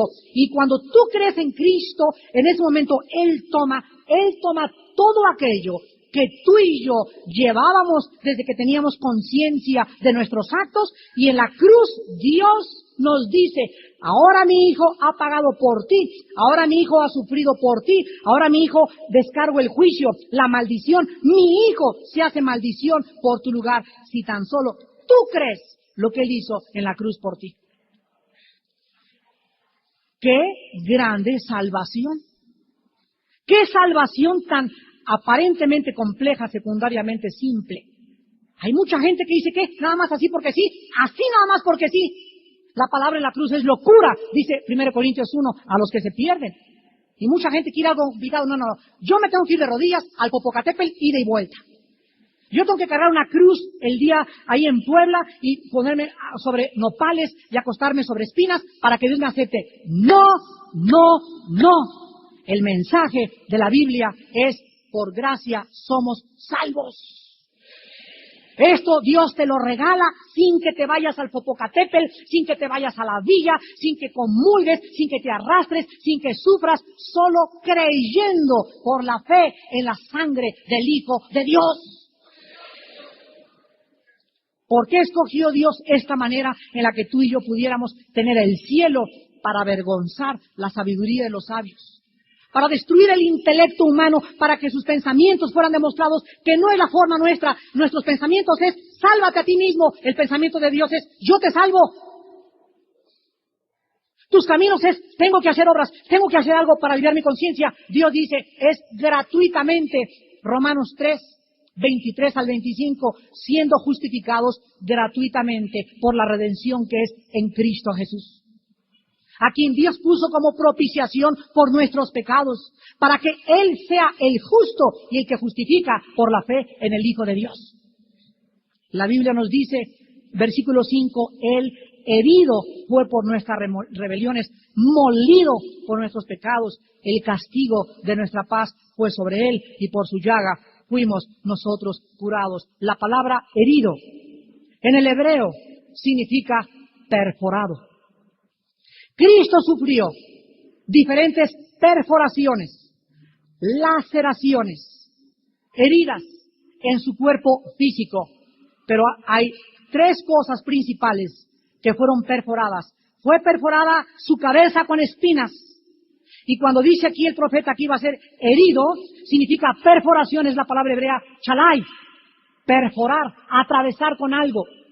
La cabeza le fue perforada por espinas de 3,5 pulgadas que existían en la Palestina. ¿Se imaginan ustedes toda la cabeza perforada hasta el cráneo con espinas durante más de 6 horas? Al mismo tiempo sus manos fueron perforadas, la mano izquierda y la mano derecha. Después fue perforada sus pies. Los dos juntos fueron atravesados de lado a lado. Y finalmente fue perforado en su costado por una lanza del centurión romano. Herido fue por nuestras rebeliones. Perforado fue Jesucristo por ti y por mí. Y finalmente, la Biblia nos muestra que la muerte de Cristo cubrió dos aspectos diferentes. Uno en el área espiritual, el otro en el área física. La Biblia dice en el versículo 5, Él herido fue por nuestras rebeliones, molido por nuestros pecados, el castigo de nuestra paz fue sobre Él, y por su llaga fuimos nosotros curados. La muerte de Cristo, el látigo romano que desgajó su espalda, la cruz que le hicieron cargar, las perforaciones en su frente, en sus manos, en sus pies y en su costado, Todas estas cosas y cada uno de los detalles de la sangre que salía de su cuerpo tenía el propósito revelado en la Biblia de perdonarte a ti y a mí. Dios escogió este plan para que nosotros comprendiésemos bien, en primer lugar, que la Biblia nos enseña que Cristo fue castigado para que tú y yo pudiéramos tener paz. Hace 3 días estaba platicando con un hermano en Cuernavaca y me dice: Armando, quiero contarte mi historia. Hace 5 o 6 años he sido diagnosticado como maníaco depresivo esquizofrénico. Fui a ver a un psicólogo y el psicólogo me comenzó a dar Dexotan, pastillas tranquilizantes. Me dijo: si te sientes mal, tómate esta pastilla, si te sientes mal, tómate esta pastilla, etcétera, etcétera. A los 3 años de tomar pastillas tranquilizantes, me di cuenta que mi estado se agravó. Esa paz que buscaba, esa tranquilidad, se convirtió en angustia con intentos de suicidio. Dejé de ver a ese psicólogo y fui con un psiquiatra. Y el psiquiatra me dice: pero qué bárbaro, cómo ese psicólogo te recetó pastillas tranquilizantes. ¿Cuál es la solución? Mira, te tenemos que internar durante aproximadamente 2 años en el manicomio. Pero te va a costar 18 millones de pesos. Y quiero decirte que me los tienes que pagar por adelantado por si te vuelves loco.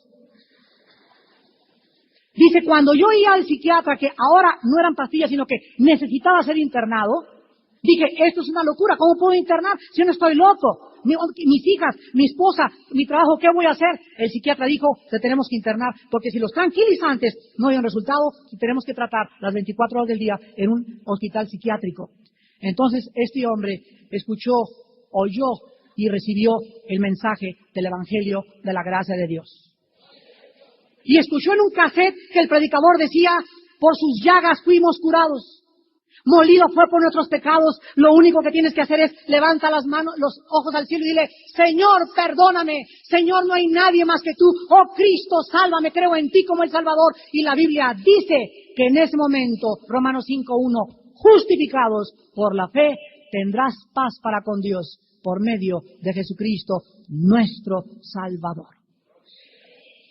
La única forma en que una persona pueda ser colocada en una relación correcta con Dios es mediante la fe en el Evangelio de la gracia de Dios en la sangre derramada de Jesús de Nazaret. Ese momento cambió la vida de este hermano, la transformó y me vino a visitar para decirme, ahora quiero decirte que lo que más me atormentaba, lo que no me dejaba vivir, mis problemas mentales, ahora sé que todo fue ocasionado por la culpa de mis pecados pasados.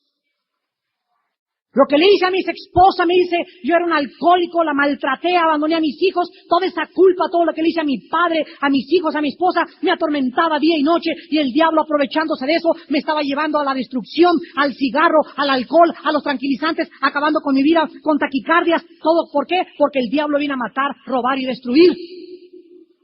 Y ahora dice, tengo paz. Ahora mis culpas han sido perdonadas. Ahora sé que Cristo llevó todo eso en la cruz por mí. Y ahora yo quiero, después de todo lo que Él hizo por mí en esa cruz, quiero vivir para adorarle, para servirle y para consagrarme los restos de mis días en su ministerio. Cristianos en esta mañana que me están escuchando, tenemos una vida para Cristo. ¿Tú crees en esta salvación? ¿La has experimentado? ¿La has recibido? ¿Por qué no respondes a lo que Él ha hecho por ti? ¿Tú has conocido los sufrimientos de este hombre? ¿Tú crees que Dios te va a perdonar por tu chula cara? Si no perdonó a su hijo, ¿tú crees que te va a perdonar a ti? Si quieres continuar viviendo como vivías antes, estás muy equivocado. La Biblia dice, fuimos salvados, redimidos, bautizados con el Espíritu Santo y liberados de Satanás para servir al Dios vivo.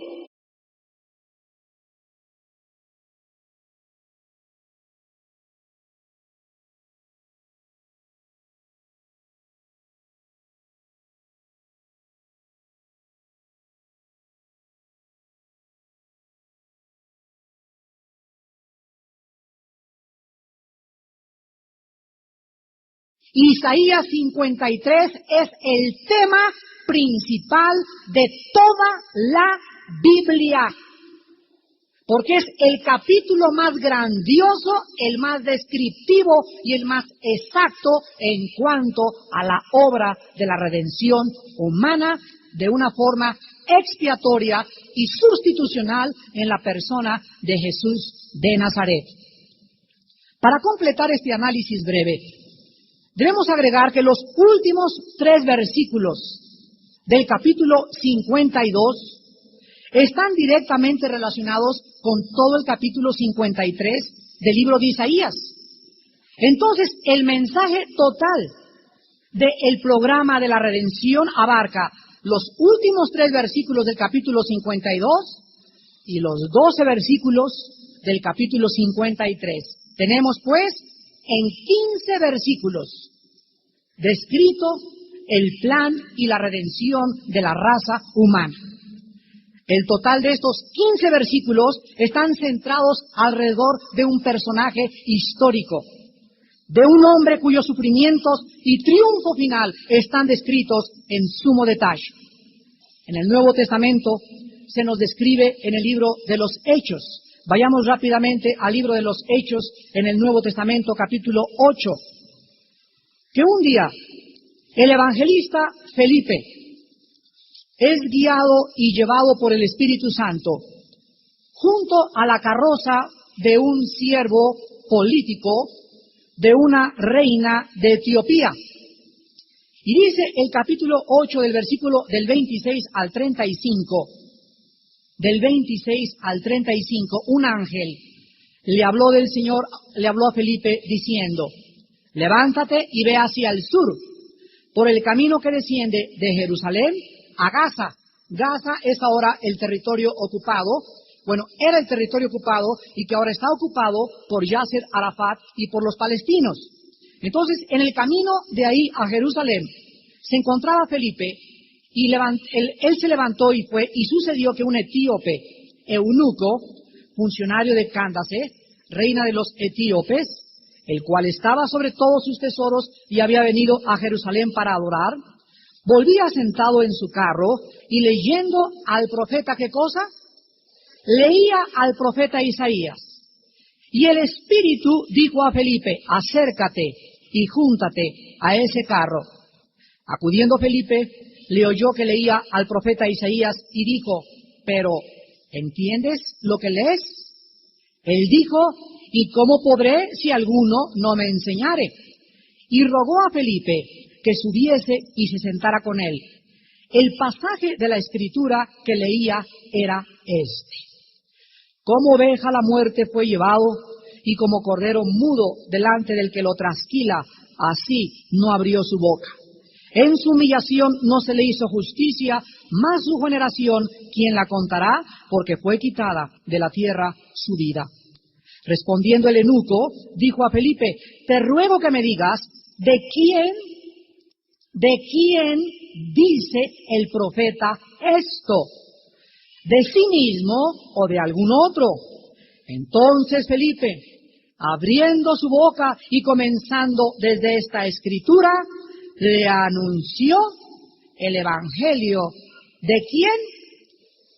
Amigos judíos, el Nuevo Testamento nos revela de forma inequívoca que el personaje descrito en Isaías 53 es Jesús. La Biblia, pues, nos revela, la Biblia es la que nos interpreta y nos dice que este hombre descrito en el capítulo 53 de Isaías es Jesús de Nazaret. Felipe, amigos judíos que nos escuchan, y todos los líderes de la iglesia primitivos eran judíos, religiosos, ortodoxos y familiarizados con la profecía de Isaías 53. Y todos los judíos del Nuevo Testamento coincidieron que el personaje descrito en Isaías era Yoshua el Mashiach. Vamos pues en esta mañana a Isaías 53 y con la ayuda del Espíritu de Dios tratemos de penetrar en este mensaje glorioso para los judíos, para la iglesia y para las naciones gentiles en todo nuestro planeta.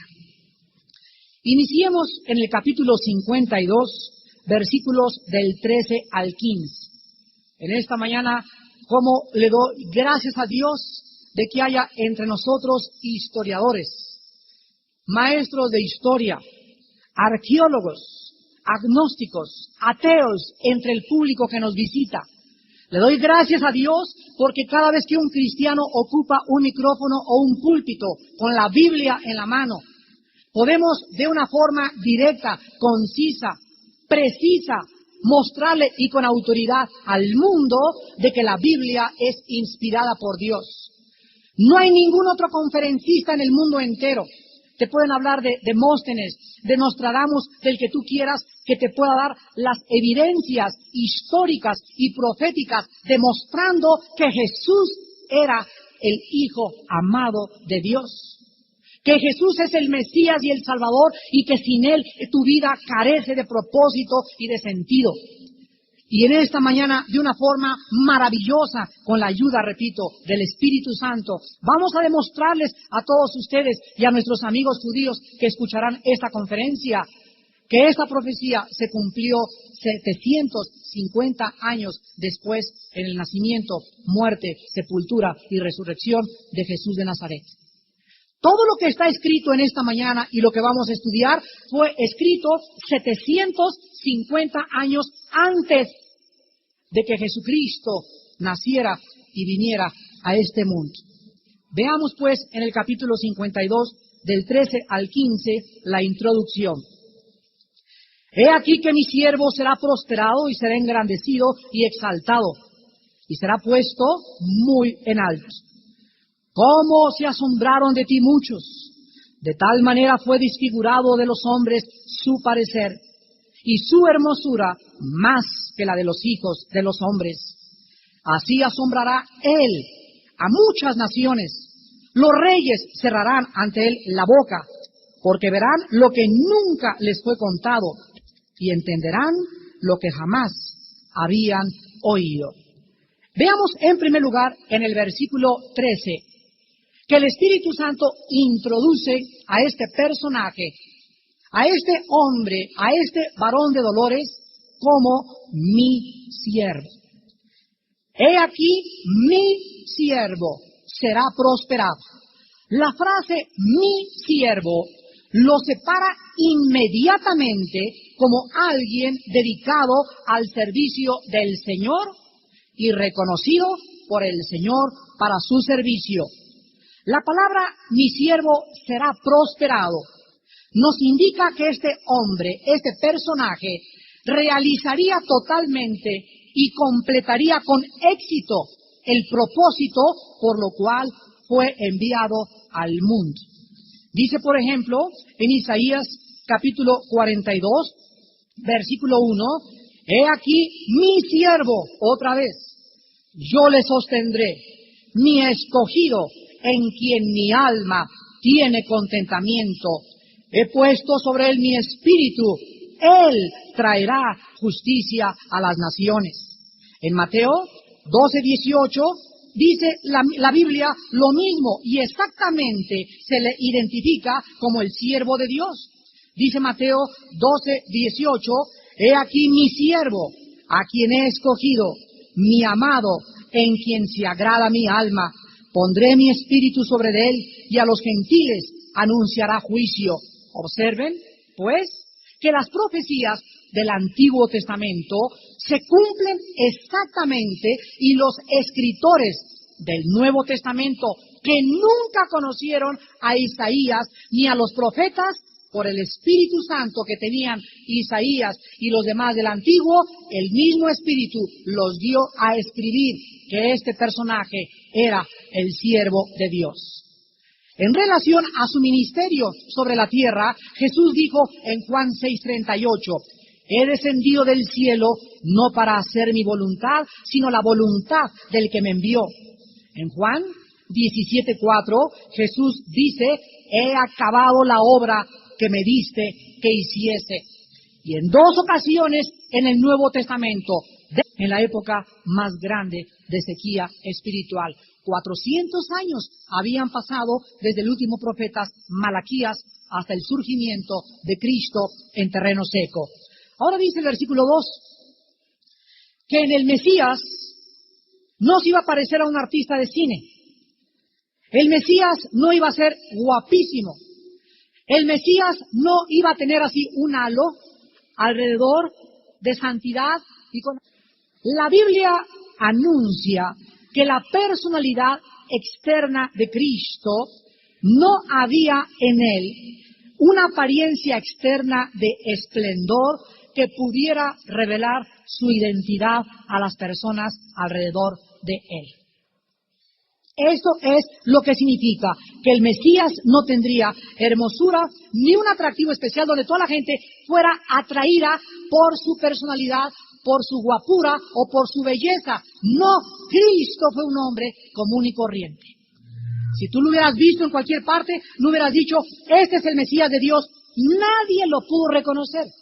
La gente, al contrario, decía, ¿quién es este? Este es el hijo del carpintero.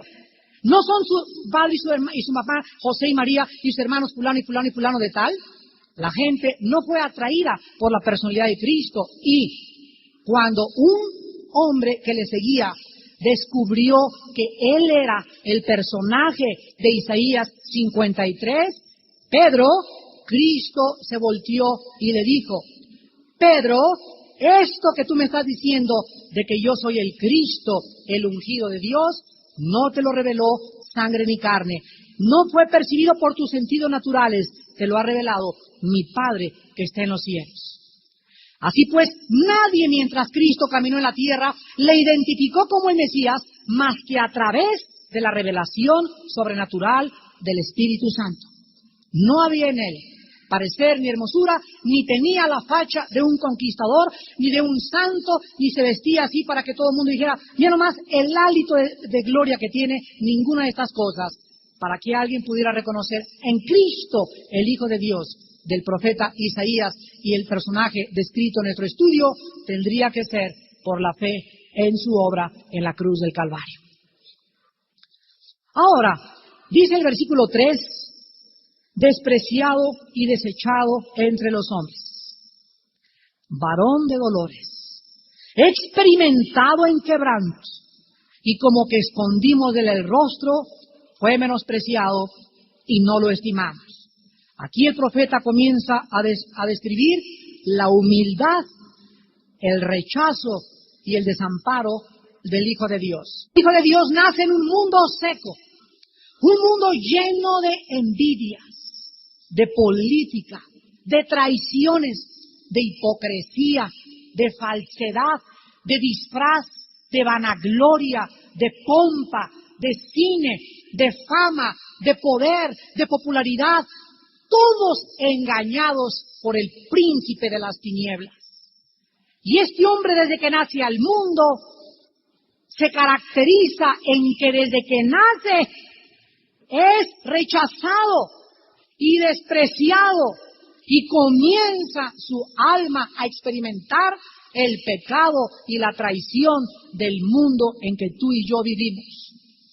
Desde que estaba en el vientre de su madre, María cargando a ese santo ser en su vientre y en su matriz, comienza a buscar quién en esa época pudiera tener compasión, misericordia, para abrirle la puerta, para por lo menos en la Cruz Roja y dejar que se acostara y que naciera ese ser. Pero cuando ella y José tocaron en las casas y en las puertas y en las hosterías y en los hoteles de esa época, igual que en la nuestra, el mundo estaba demasiado ocupado, pensando en sí mismos, en sus propios deseos, en su propio egoísmo, y todos le cerraron la puerta y se quedó en la calle María y José, y el único lugar que encontraron para que ese santo ser, el Mesías, el Redentor, tu Salvador y mi Salvador, naciera en el lugar más pobre que jamás un ser humano ha nacido, en un pobre, humilde, sucio y maloliente pesebre en medio de las vacas y de los toros y los becerros.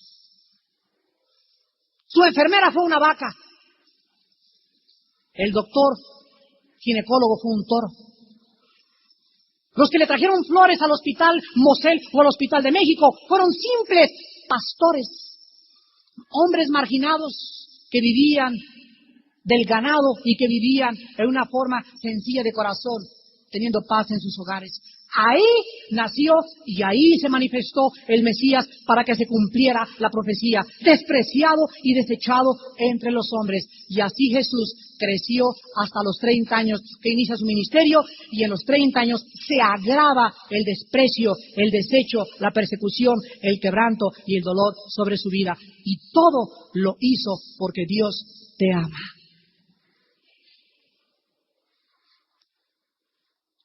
Dios te ama. De tal manera amó Dios al mundo. Tú que te sientes despreciado y desechado, que tu madre te abandonó, que tu padre te abandonó, que te han tratado mal en tu casa, que no tienes familia, que comes en la calle, que no tienes trabajo, Dios te ama.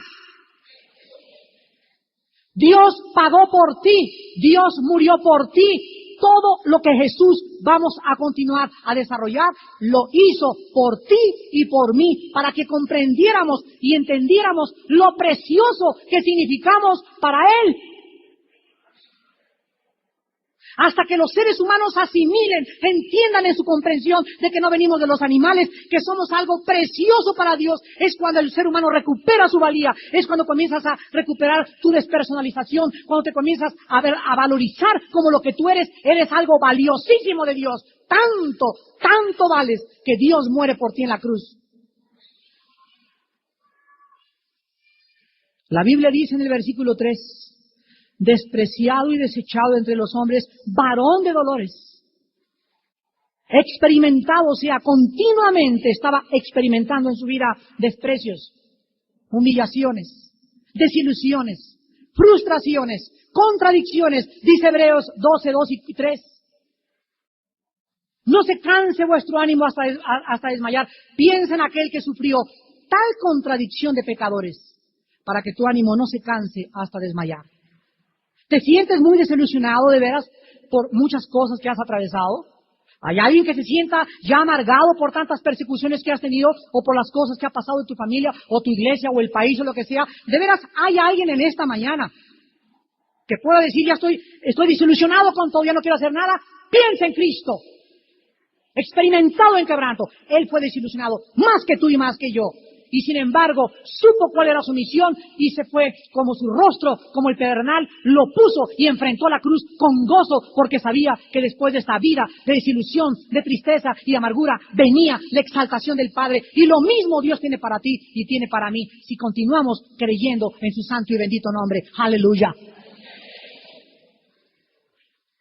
Dice la Biblia que escondimos de él el rostro, versículo 3, fue menospreciado y no le estimamos. Aquí encontramos nosotros en este versículo que en la cruz Cristo vio de qué forma todos le abandonaban. Todos escondieron el rostro mientras él colgaba en vergüenza y agonía pública. No te conozco, le dijo Pedro, yo no lo conozco. Y comenzaron todos como conejos y le dejaron solo. Y por si fuera poco, no solo sus seguidores le abandonan, no solo los cientos de gentes a quienes les dio de comer. ¿Dónde estaban esos 5,000 que comieron peces y panes y vieron el milagro de la multiplicación? ¿Dónde estaban a la hora de la cruz? ¿Dónde estaban esos hombres que le dijeron, daremos nuestra vida por ti? Todos huyeron, todos cometieron el pecado de alta traición. Todos fueron Judas. Todos se escondieron y le negaron, con la única excepción que después se arrepintieron y lloraron amargamente su pecado. La Biblia dice que en la cruz Cristo buscó, ¿dónde está José? ¿Dónde estará Pancho? ¿Dónde estará Juan? ¿Dónde está Carmelita, que era mi amiga? ¿Dónde está que en el momento en el que tú más lo necesitas, vas a descubrir que son pocos los amigos? Cuando estés en la cárcel, cuando estés en el hospital, cuando sientas que ya no hay nadie, ¿y dónde están aquellos? La respuesta es la siguiente: estaban contigo por conveniencia, porque les dabas de comer, les diste trabajo, les diste un hueso, les ayudaste en aquello, pero amigos que te amen en las buenas y en las malas son contados con las manos, con los dedos de la mano. Dice la Biblia en el versículo 4, ciertamente llevó él nuestras enfermedades y sufrió nuestros dolores, y nosotros le tuvimos por azotado, por herido de Dios y abatido. Quiero que vean las palabras que describen el sufrimiento de Cristo, comenzando desde el versículo 3. Despreciado, desechado, quebrantado, menospreciado, dolores, enfermedades, azotado. Con Isaías 56, el profeta dice en Isaías 56, di mi cuerpo a los heridores y mis mejillas a los que me mesaban la barba, no escondí mi rostro de injurias y disputos. Profetizado con cientos de años de anticipación, que le arrancarían las barbas, que le escupirían, que se burlarían. Todos los detalles del Calvario de Cristo fueron anunciados de antemano por el Espíritu Santo. Es lógico que después de todas estas cosas Jesús fue llevado al monte Gólgota para ser puesto y colgado en una cruz en medio de dos ladrones, como un vulgar criminal, cumpliendo la profecía también de Zacarías 12, versículo 10. Y después de esto es lógico lo que acabamos de leer en Isaías 52, 13 y 14. Fue desfigurado de los hombres su parecer. Isaías profetizó que los golpes, los escupitajos, las espinas, la sangre que corría sobre los párpados de Cristo y el acontecimiento de la cruz del Calvario desfiguraría totalmente el rostro del Hijo de Dios. Ahora veamos en el versículo 15 de Isaías 52 los resultados de los sufrimientos de Jesús. Así asombrará él a muchas naciones, los reyes cerrarán ante él la boca porque verán lo que nunca les fue contado y entenderán lo que jamás habían oído. La palabra asombrar es muy curioso que en el original hebreo sea la palabra que se usa en Levítico y en Números como rociar. En otras palabras, si tú lees la Biblia en hebreo, dice, así rociará él a muchas naciones. Es la palabra hebrea nazá, con Z y H al último, que se tradujo salpicar o rociar más de 20 veces en Éxodo, Levítico y Números, denotando siempre la purificación resultante de un sacrificio. ¿Qué es lo que dice Isaías? Que la muerte del Mesías salpicaría. ¿Qué fue lo que salpicó Cristo? La sangre. En otras palabras, esa muerte del Mesías, esa sangre que salió de él, podría purificar a las naciones gentiles del mundo entero.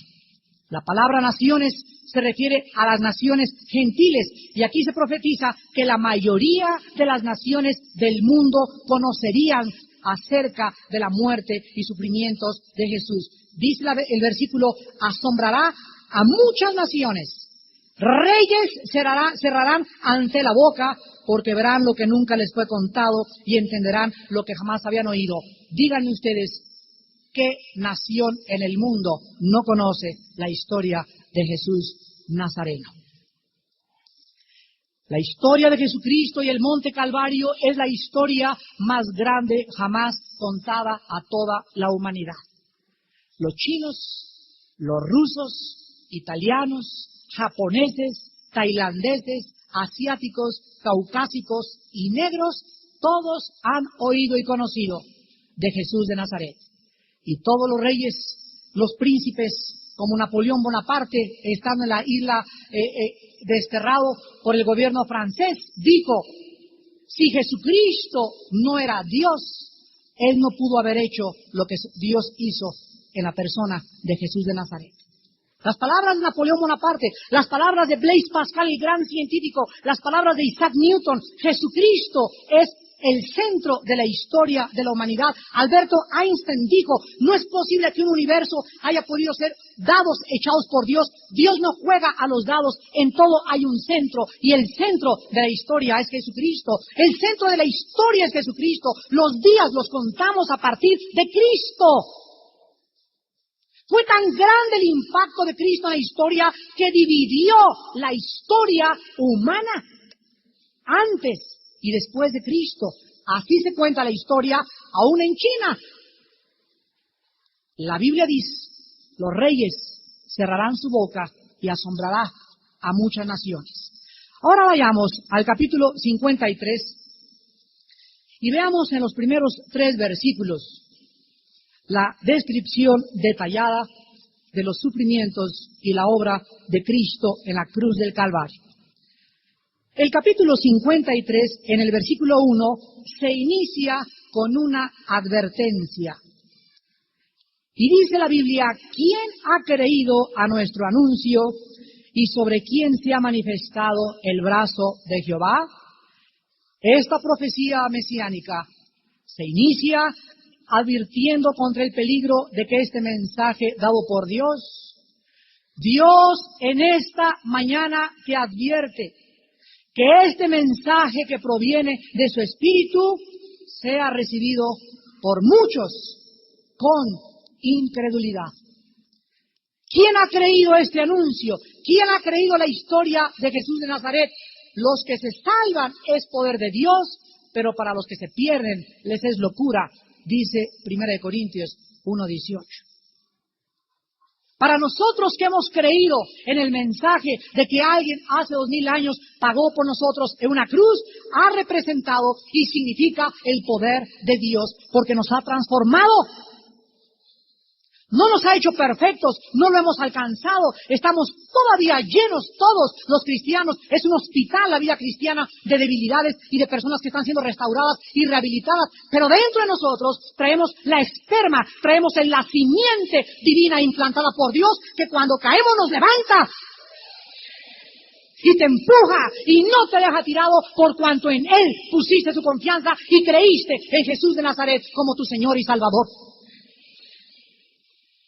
Pero para los que no han creído, para los que han dicho, ¡buh! Jesús es igual que Hare Krishna y que los grandes iluminados de la historia, para ellos nunca pasará de ser un simple gurú, un simple profeta, un simple buen hombre, como Confucio o Buda o Mahatma Gandhi, buenos hombres, pero estás perdiendo el centro. Jesús fue el que pagó por tus pecados y por mis pecados en una cruz.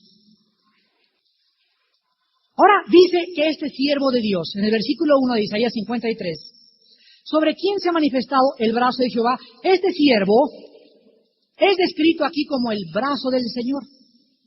Esta frase denota el poder de Dios interviniendo a favor de su pueblo.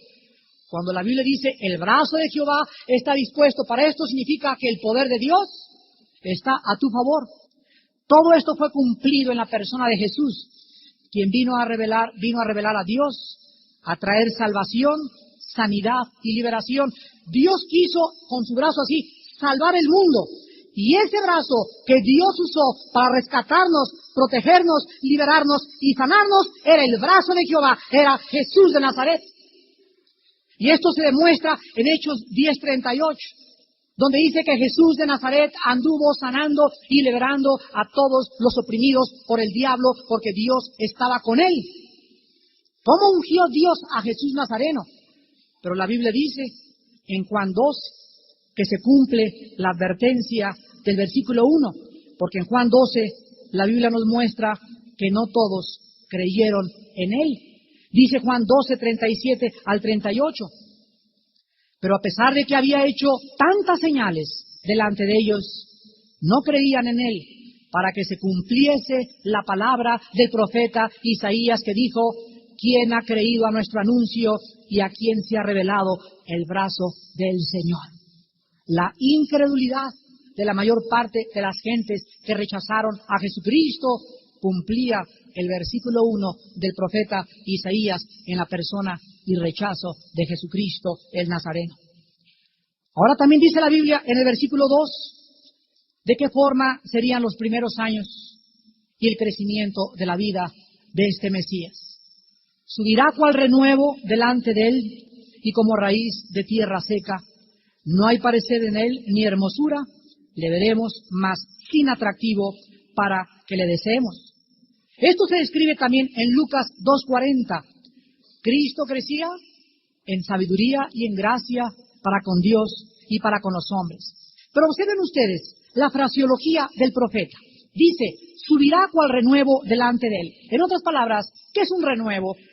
Bueno, podemos en esta mañana utilizar el ejemplo de una plantita.